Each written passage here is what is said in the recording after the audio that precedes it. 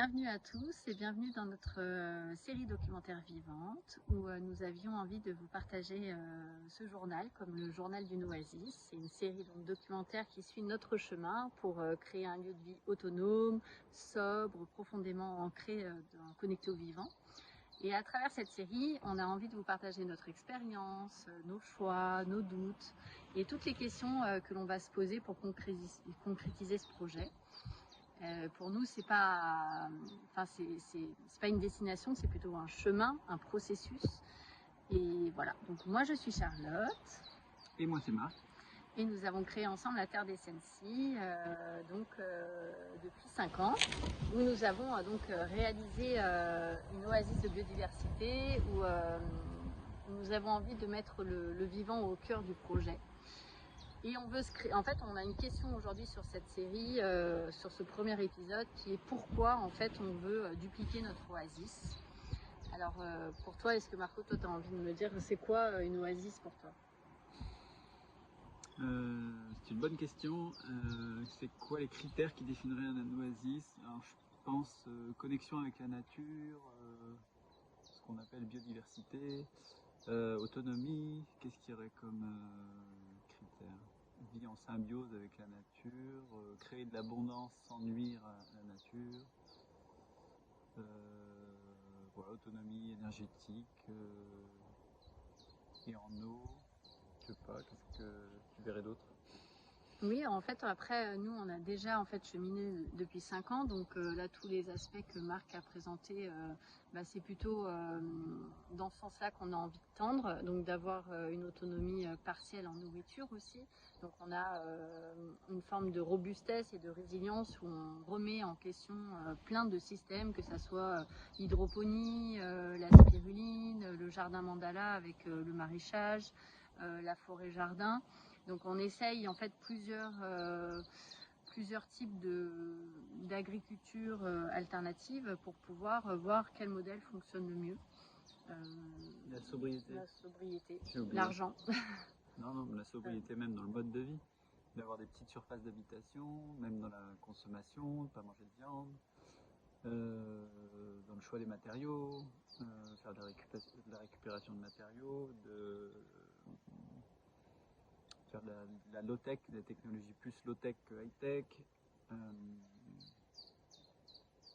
faire moins mais mieux. Parce que concrètement, finalement, ce que l'on a réussi à faire ici, c'est qu'on a acheté un terrain donc agricole, constructible dans les Alpes-Maritimes, donc en 2022, et nous avons décidé en fait de rénover un hangar qui avait donc un toit végétalisé, donc qui est la maison derrière, qui fait 50 mètres carrés. Et nous avons pris en fait le temps de faire pas mal de récup, et au final le coût total de cette maison de 50 mètres carrés, il y avait déjà le toit, mais elle nous a coûté à peu près 3 000 € en matériaux. Parce qu'on a fait beaucoup de récup de vitres, et que les vitres c'est ce qui coûte le plus cher, c'est le poste le plus élevé dans la construction d'une maison. Un tiers. Et donc du coup, comme on a eu toute la récup de vitres, on a 17 baies vitrées, ça nous a coûté 200 € au total. Donc c'est ce qui a fait que le coût de notre maison est vraiment très bas. On a acheté des yourtes qui sont pas neuves, parce que ce sont des yourtes d'occasion qui ont à peu près 15-20 ans, que l'on a eu à des prix très abordables, à peu près 2 et 3 000 € chacune. Voilà, donc on les a rafistolées. On est aussi beaucoup sur la récup en fait. Si on veut faire, on a fait nos toilettes sèches, plutôt que d'acheter du bois, on a démonté des palettes. Pour faire le plancher de la yourte, on a démonté des palettes. Donc on est beaucoup en fait sur cette option là. Et en même temps, on dédie beaucoup de temps et d'énergie à cette récup. Donc on a aussi besoin dans cette série documentaire vivante de réussir aussi à se questionner sur nos choix. Est-ce que c'est le meilleur choix? Est-ce qu'il n'y a pas d'autres options possibles?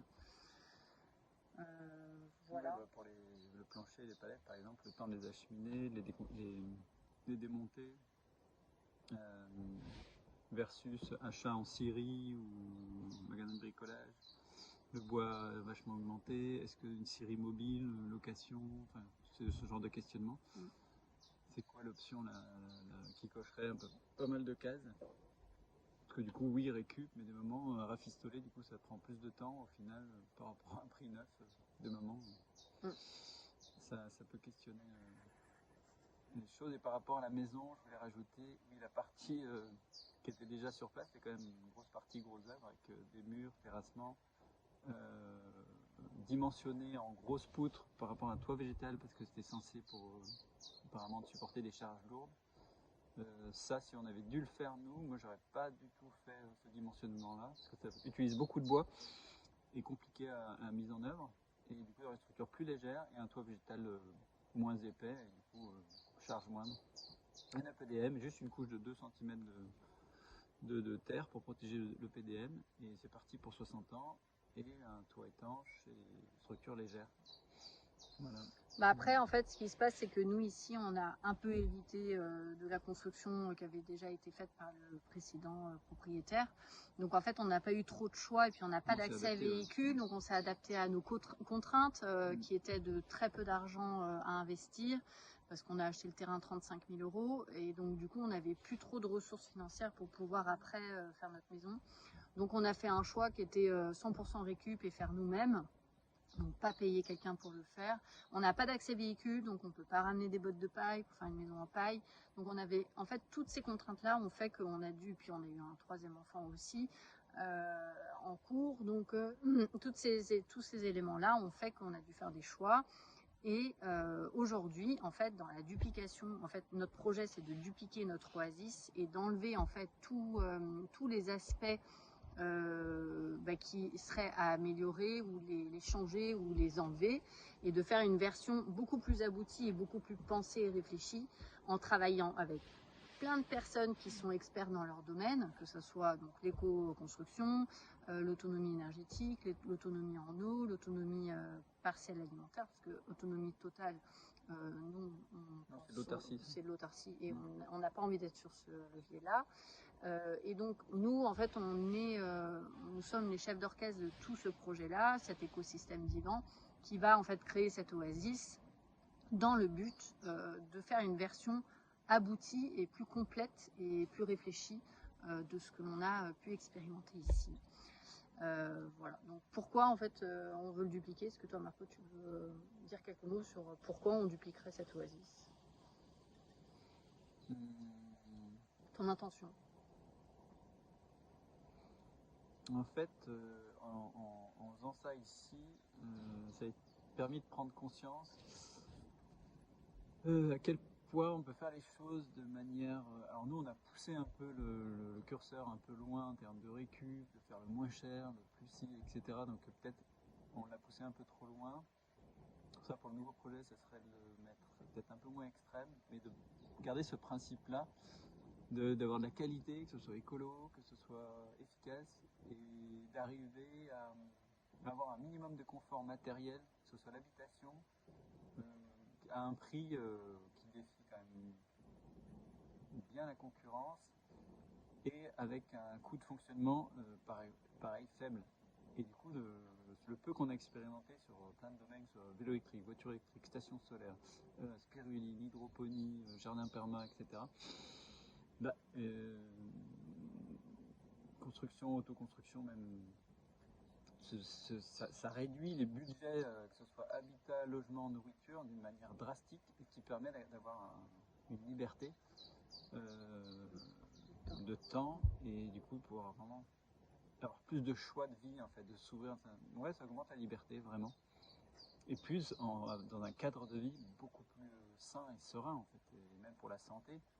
Que ce soit physique simplement, pour les aliments, pour la maison qui est saine, pour le transport qui est plus agréable, qui impacte moins. Et en plus, c'est pas que pour nous. Et c'est pour ça, pour moi, l'origine de dupliquer, c'est que il y a un côté où, quand on mange bio, c'est pas juste pour maintenir notre santé. C'est aussi parce qu'on pollue moins. Derrière, les agriculteurs qui font ça, ils polluent moins, ils favorisent la biodiversité, etc. Et la maison, c'est pareil, les matériaux, ça a un impact énorme en termes de déchets. Donc si on fait que des matériaux sains, écolos, ça change tout, quoi. Donc voilà, on a envie de partager ces idées-là, que les gens se les réapproprient et de plus de liberté et que ce soit au bénéfice de tout le monde, de soi et des autres. Merci. Et c'est vrai que nous aujourd'hui, pour donner un peu plus de détails sur notre mode de vie, on a donc 1000 € de dépenses par mois, puisque on a auto-construit notre maison, qu'on a un terrain, on n'a pas de crédit dessus. Nous essayons d'avoir un jardin nourricier autant que possible, parce qu'on a aussi des contraintes, au-delà de la contrainte de l'accès, on a aussi une contrainte d'exposition, et puis on est en fond de vallon, donc on n'a pas non plus une exposition exceptionnelle, donc on essaye d'avoir en tout cas une autonomie partielle alimentaire intéressante. Bien sûr que tout ça est perfectible, et nous avons donc notre budget alimentaire aujourd'hui, comme on doit aussi se fournir en supermarché bio à côté, on est à peu près à 500 € par mois de nourriture, mais ça c'est un budget qu'on peut aussi réduire encore plus l'hiver, mais ça l'hiver, comme on ne produit pas, on a décidé d'aller se fournir à l'extérieur. Nous avons la voiture électrique qui du coup on n'a pas d'accès véhicule, donc on doit la recharger sur une borne, ça nous coûte quand même un peu d'argent comparé à si on la rechargeait à la maison. Qu'est-ce qu'on a comme poste? On a les enfants, donc il y a des petites activités par-ci par-là qui coûtent un peu d'argent, la cantine, ils vont à l'école, donc on a des frais aussi scolaires, voilà. Donc on est à 1000 € par mois, donc en fait tous ces frais finalement réduits, parce qu'on a très peu de dépenses, finalement on a besoin de travailler, en fait, alors travailler, c'est même pas du travail alimentaire, parce que finalement on arrive à avoir des missions à l'extérieur qui nous enrichissent ou qui nous font du bien ou que l'on apprécie de faire, c'est-à-dire qu'on ne fait rien qui ne nous plaît pas ou qui ne nous convient pas ou qui soit pas éthique. Même si ça ne nous convient pas totalement, vu qu'on ne le fait pas longtemps, c'est plus facile comme un travail intérim. On va le faire quelques jours dans le mois. Oui, même si ça durait un mois, ça reste léger, quoi. C'est pas un engagement sur le long terme. Donc en fait, ces petites missions, en général, on fait des choses qui nous plaisent. Ça crée plus de motivation pour renforcer son autonomie et augmenter sa sobriété et augmenter son efficacité et dépenser moins. En fait. C'est aussi un coup de pied négatif pour se motiver pour aller dans ce sens-là.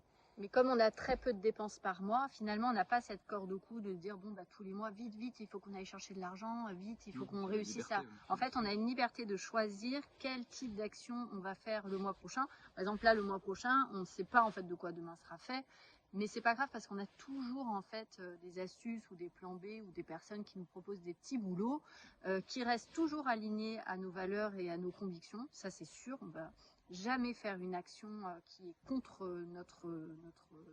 nos sens ou nos souhaits, ça c'est sûr, mais chaque mois on a comme quelque chose qui nous apparaît, qui nous est proposé pour qu'on subvienne à nos besoins, donc ça c'est assez surprenant à chaque fois. Cette deuxième partie de la vidéo, on aimerait bien, dans la duplication de cette oasis, rentrer dans un process en fait d'intelligence collective et de questionnement déjà sur quels sont nos doutes, quelles sont nos peurs, mais aussi en fait comment la communauté qui nous suit nous permet en fait de cheminer sur ces questionnements. Voilà. Donc finalement dans la duplication de notre oasis, ce serait quoi les doutes et les peurs auxquels tu fais face, Marc? Les doutes et les peurs.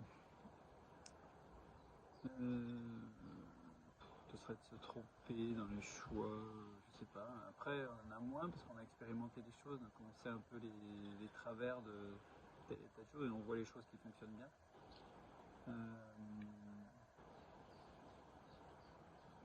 Par rapport à l'alimentaire, la production de nourriture, pour moi, c'est vraiment le challenge le plus difficile. C'est là où j'ai le plus d'incertitude. C'est lié au climat qui va être variable, aux ressources, aux contraintes.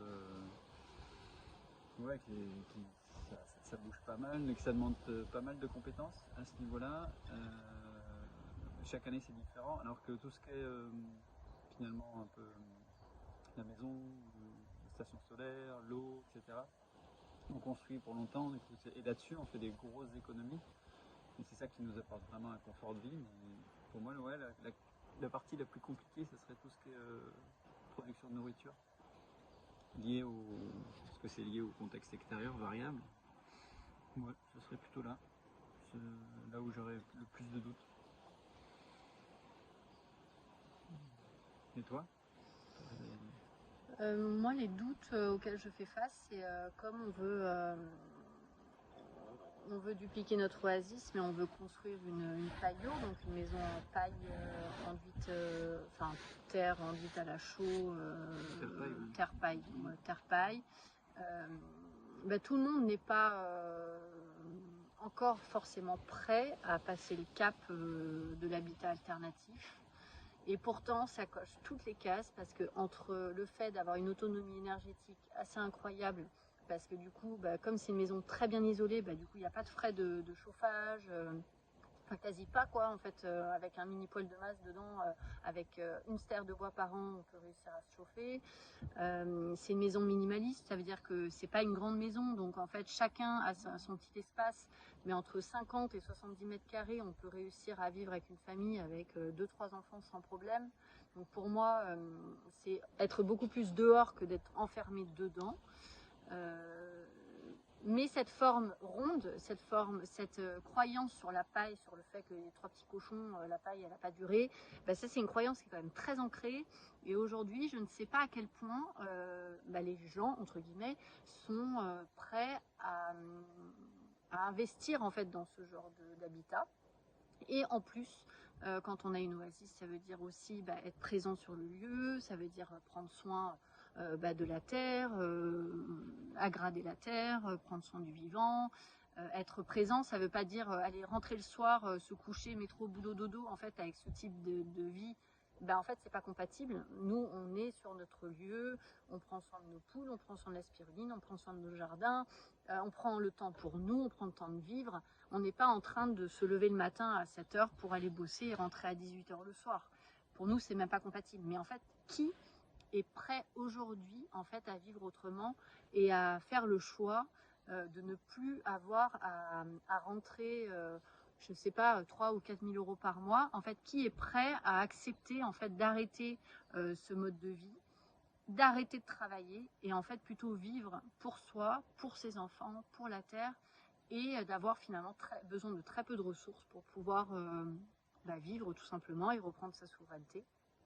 Et je ne sais pas en fait à quel point les Français aujourd'hui sont prêts à passer le cap.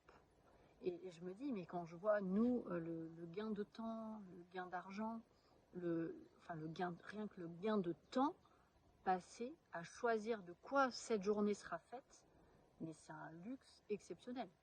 Et pourtant, on manque de rien. On a le confort nécessaire d'une maison. On a fait des choix écologiques, ça c'est certain. On ne part pas à l'autre bout du monde en vacances. On fait que des petits trajets. Il y a des choses, des choix qu'on a faits, mais on ne les a pas subis, on les a choisis. Et je me dis que demain, pour moi, dans maximum 10 ans, en fait, les choix ne seront plus choisis, ils seront subis. En fait, cette vie va être subie par la plupart des personnes qui ne seront pas prêts à faire ce pas-là. Et je me questionne sur le fait en fait de réussir en fait en tout cas à faire des premiers petits pas et de réussir à décider autrement en fait, de changer de paradigme et de se dire non, moi demain j'arrête en fait. Voilà. Moi c'est ma plus grande peur, je me dis à quel point je sais quel est le bénéfice, je sais ce que ça apporte, je sais comment je me sens aujourd'hui, je sais que je repartirai jamais en arrière. Et en même temps, je me dis, mais est-ce que je vois toutes les personnes autour de nous? Mais en fait, il y a très peu de personnes qui sont prêtes à passer le pas. Ils viennent, ils profitent du lieu, ils sont heureux. C'est un conditionnement sociologique de l'époque avec un idéal matérialiste. On s'est habitué à un luxe matériel extrême qui nous paraît prendre un billet d'avion, je sais pas, pour 20 €. C'est un truc, il y a 10-20 ans, personne n'y pensait. Aujourd'hui, limite, si on nous prive de ça, on sent pas bien, ou d'avoir un écran plat qui fait la taille pareil, pour accès à des choses qui auraient été impensables en fait. Et du coup, est-ce que on est devenu dépendant ou addict de ce mode de vie? Et au final, à quel point ça nous rend les choses agréables ou pas? Ça pose question. Moi, je sais pas, je questionne vraiment les personnes qui regardent cette vidéo parce qu'en fait, si vous regardez cette vidéo, c'est que soit vous êtes complètement aligné à nos convictions, à notre choix de vie, ou bien pas du tout. Et du coup, pourquoi en fait, qu'est-ce qui fait que le pas n'est pas fait, le premier petit pas, pourquoi il n'est pas fait? Parce Mais- qu'aujourd'hui, on ne parle pas de juste trier ses déchets, en fait. Là, nous, aujourd'hui, on parle de poser un réel impact un réel impact dans notre société pour changer de paradigme et réaliser une vraie bascule, en fait. C'est essayer de trouver une alternative dans chaque domaine, en fait, et qui soit le plus écolo, plus économique et plus viable, en fait, par rapport aux conditions actuelles. Après, tout n'est pas... Mais ça me fait penser un peu à la spiruline, où à chaque fois qu'on parle de spiruline, ben, les gens, ils ont peut-être goûté un peu ça sec, etc., mais ils n'imaginent pas finalement quelque part le bénéfice vraiment qu'il y a à changer d'alimentation, arrêter de manger de viande, l'impact pour les animaux, l'impact pour soi, d'un point de vue santé. Et c'est un peu pareil dans le mode de vie qu'on a aujourd'hui, c'est que les gens ne mesurent pas les bénéfices cachés qu'il peut y avoir et qui ne sont pas toujours matérialisables, comptables. Enfin, ça ne se mesure pas en argent en fait. Ça se mesure en bien-être, en temps libre, en moins de stress, plus de légèreté. Et ça, bah, c'est difficilement quantifiable. Pareil, comment quantifier la biodiversité d'un lieu, peut-être qu'il y en a qui s'amusent à le faire, mais il y a plein de choses comme ça où vivre dans un habitat sain, respirer de l'air pur, boire de l'eau pure, enfin plus pure. Du coup, voilà, je sais pas, peut-être qu'il y a un travail de pédagogie. Il y a une autre chose qui me vient aussi, c'est combien de temps nous ça nous a pris à alors, je ne vais pas dire que c'est juste un cheminement. Alors, est-ce qu'il est vers quelque chose de bien ou mieux? Mais nous, en tout cas, on a l'impression qu'il y a un mieux-être pour nous et pour les autres. Et combien de temps, quels sont les obstacles puisque le fait de sauter le pas, de venir faire ce qu'on a fait ici, je pense que ça vaut le coup de s'interroger. Moi, je pense qu'au niveau de la durée, il y en a chez qui ça peut prendre 10 ans, chez qui certains, ça va prendre une année ou même quelques mois. Parce qu'en fait, ça dépend à quel point tu en es arrivé au ras-le-bol général. Et en fait, en général, c'est le burn-out qui va faire que, en fait, il y a une bascule qui se fait derrière. Mais concrètement, pour moi, il n'y a pas de ligne définie quoi, de temps. Est-ce que tu es obligé d'attendre d'arriver à un extrême, disons, de burn-out, tu n'en peux plus, ou tu arrives, tu as un cancer, ou alors tu as je sais pas, un incendie, une tempête, etc., qui rabâche tout, et tu te poses des questions un peu sur où tu vis, quoi, comment ça fonctionne, etc. Je m'interroge sur est-ce que c'est pas mieux quand même d'anticiper les choses et à la fois d'y gagner en confort de vie, en liberté, et en même temps d'augmenter cette histoire résilience, robustesse, adaptabilité pour le futur. Et où du coup, psychologiquement, tu dis, même s'il y aura des contraintes qui sont bien plus supérieures dans le futur, peut-être qu'on aura plus de facilité à vivre avec, parce que déjà on vivra de manière plus sobre, du coup il va se passer plein de choses qu'il faudra peut-être qu'on se passe. Ouais. Et puis après, il y a la question aussi sur le temps restant de vie, où si on a travaillé pendant 40 ans et qu'il nous reste 10 ou 15 ans de retraite, avec en plus quelle retraite, parce que dans l'avenir, je ne suis pas sûre que les gens aient des retraites, mais en plus de la retraite financière, en fait, la retraite, c'est aussi avoir de la santé, avoir l'état OK pour pouvoir finir sa vie. Et je ne suis pas sûre qu'avec certains travaux réalisés aujourd'hui, que la retraite soit vraiment de qualité, parce qu'il y a un effort physique, que les gens sont fatigués mentalement, ils sont épuisés. Puis pour faire quoi? Et au final, pour faire quoi? Donc au final, on dit, en fait, au lieu d'avoir 40 ans de travail et 10 ou 15 ans de retraite, OK, en fait, on va être plutôt à inverser la tendance, où on va être en mode, en fait, on va travailler pendant 10 ans, mais travailler de manière éthique, avec du sens, qui ne soit pas au détriment de qui que ce soit, pour après avoir 40 ans de retraite, où on va en fait avoir un mode de vie sobre, durable, on va prendre soin de la terre, on va prendre soin de ses enfants, de ses petits-enfants, et on aura du temps libre pour choisir, en fait, si on veut après faire des petits boulots à côté, pas alimentaires, des petits boulots qui soient au service, qui soient éthiques et qui aient du sens pour soi, et qui n'ait pas d'impact sur qui que ce soit ou sur quoi que ce soit de vivant. Donc pour moi, ça serait plutôt ça, c'est quelle tendance on a envie de vivre. Est-ce qu'on a envie de travailler toute sa vie, ou est-ce qu'on a envie de vivre sa vie librement, comme on l'entend, pendant la majeure partie de sa vie, quoi. Voilà. Mais finalement, si on voulait conclure en fait cette vidéo, ça serait un peu l'appel à l'intelligence collective de cette vidéo. C'est en fait, c'est quoi pour vous une oasis? Quels sont les critères qui correspondent justement à cette oasis écologique? Et qu'est-ce qui ferait que vous aimeriez vivre autrement? Et pourquoi vous ne passez pas le pas? Quels sont les blocages? Quelles sont les peurs? Si, une autre question aussi, c'est le format de vidéos et commentaires et les interactions. Comment interagir les uns avec les autres? Est-ce que c'est par ce biais-là, avec des commentaires? Est-ce qu'on répond aux commentaires? Est-ce qu'il n'y a peut-être pas trouvé un autre biais? Est-ce qu'on fait un zoom avec tout le monde? On a déjà ça. On propose les rencontres des Sensi. En fait, on a un site internet où tous les mois, on propose des rencontres mensuelles où on peut ensemble échanger sur nos craintes. En fait, on fait comme une forme d'accompagnement, mais gratuit, où on est ensemble et on chemine ensemble vers plus de robustesse, plus de résilience face au monde de demain. Et ces rendez-vous pour nous, ils sont importants parce qu'ils sont tant importants pour nous que pour vous. Voilà, donc ça c'est quelque chose que l'on a proposé sur notre site internet, que vous pouvez aller voir, donc c'est www.essensi.org. Et donc dans ce site internet, vous avez donc les rencontres mensuelles des Sensi, mais aussi le projet de duplication de l'Oasis, qui est donc de vous accompagner de A à Z sur la création de votre Oasis.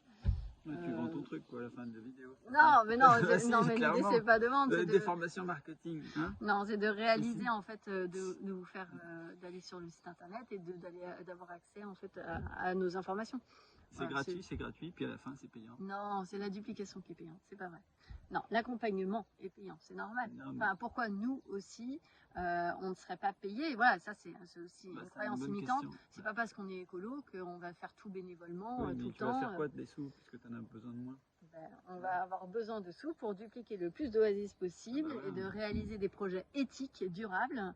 Moi, je sais pas, j'ai le souhait de contribuer à la parentalité alternative, à l'éducation alternative, de réaliser des projets autour de la santé. Et pour ça, ça demande des fonds. Tout ce qui coûte de l'argent. Non, pas qui rapporte rien, mais d'aider des gens. En termes de financier, tout ce qui est santé et médecine, à part des dérives. Mais pourquoi pas, je dis pas. Mais du coup, l'argent, il peut servir à ça. C'est des impôts, ça sert à ça. C'est pour retraite, santé, éducation. Non, mais de créer des formes de centres alternatifs. Pour aller faire la conquête et tuer tout le monde, tu vois. Bon, voilà. Bon, là, on arrive à la fin de la vidéo où on commence un petit peu à partir dans tous les sens. Mais voilà, non, le questionnement, c'est vraiment de réussir à réfléchir. Justement, ça sera une question. Comment, en fait, les investissements qu'on va recevoir, quand on va en fait dupliquer nos oasis et avoir de l'argent pour les accompagnements, qu'est-ce qu'on fait de cet argent? Parce que est-ce qu'on n'aura que 1 000 € par mois? Mais si on a 2 000 et si on a 3 000, qu'est-ce qu'on fait de cet argent, sachant qu'on veut rester sobre? Donc ça, c'est une question, voilà, c'est un peu une question très vivante. Dans quoi on va investir cet argent pour avoir tout à fait de la transparence sur, en fait, nous, on a envie de financer plein de projets, mais on a aussi des doutes, des craintes, des croyances. Donc ça sera un épisode que l'on va aborder, et on a en fait à peu près une quinzaine d'épisodes où on va en fait à chaque fois aller en profondeur sur chaque thématique, sur notre journal de l'Oasis, ou comme on va dupliquer notre Oasis, et que ça va être un process où on va remettre tout en question et qu'on a plein de doutes et plein d'interrogations sur comment on va aborder le thème de l'énergie, le thème de l'habitat, le thème de choisir le bon terrain, constructible, pas constructible, le financement, l'argent, le réseau, et en fait toutes ces questions-là, on va les aborder au fur et à mesure de chaque épisode. Voilà. Donc peut-être que le prochain épisode, ça va être le financement, puisqu'il a commencé à tirer une première ficelle. Je sais pas, ça pose question. Voilà. Mais vous, qu'est-ce que vous en pensez? Bon, merci, puis vous pouvez vous abonner à notre chaîne, parce que ça c'est la partie marketing est sympa. Et allez sur notre site internet. Bon, à bientôt.